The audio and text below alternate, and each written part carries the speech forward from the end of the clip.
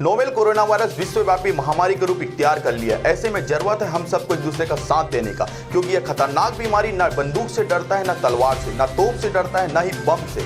ये डरता है तो सिर्फ अकेलेपन से, और इसकी ताकत भीड़ भाड़ में और भी ज्यादा बढ़ जाती है। इसलिए आप सबसे अपील है, कृपया घरों में रहे और घर में रहकर जाबाज सैनिक की तरह इस खतरनाक बीमारी को लड़ने में शासन प्रशासन की मदद करें। धन्यवाद।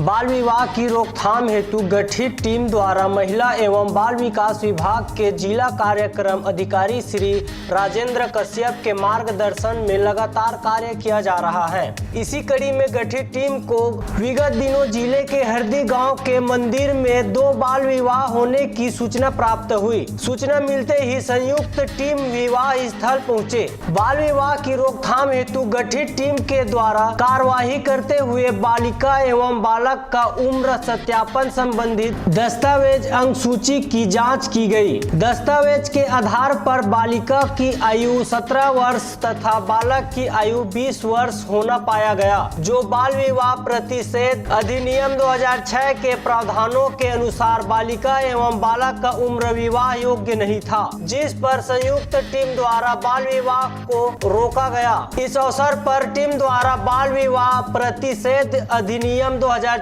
की जानकारी दी गई। उन्होंने बालिका एवं बालक के परिजनों को बताया कि बाल विवाह प्रतिषेध अधिनियम 2006 के प्रावधानों के अनुसार लड़की की आयु 18 वर्ष से कम व लड़का का आयु 21 वर्ष से कम उम्र के विवाह को प्रतिबंधित किया है। बाल विवाह केवल एक सामाजिक बुराई ही नहीं बल्कि कानूनी अपराध भी है। बाल विवाह प्रतिषेध अधिनियम 2006 के अंतर्गत बाल विवाह करने वाले वर एवं वधू के माता पिता, सगे संबंधी, बाराती, यहाँ तक कि विवाह कराने वाले पुरोहित पर भी कानूनी कार्यवाही की जा सकती है। इस अधिनियम का उल्लंघन करने पर 2 साल तक के कठोर कारावास या 1 लाख रुपए तक जुर्माना दोनों से दंडित किया जा सकता है। बाल विवाह के कारण बच्चों में कुपोषण, शिशु मृत्यु दर एवं मातृ मृत्यु दर के साथ घरेलू हिंसा में भी वृद्धि होती है। बाल विवाह रोकथाम के दौरान जिला बाल संरक्षण अधिकारी और पुलिस विभाग अधिकारी सहित ग्राम पंचायत सरपंच एवं आंगनबाड़ी कार्यकर्ता भी उपस्थित रहे। मुंगेली से ब्यूरो रिपोर्ट RJ रमझाझर।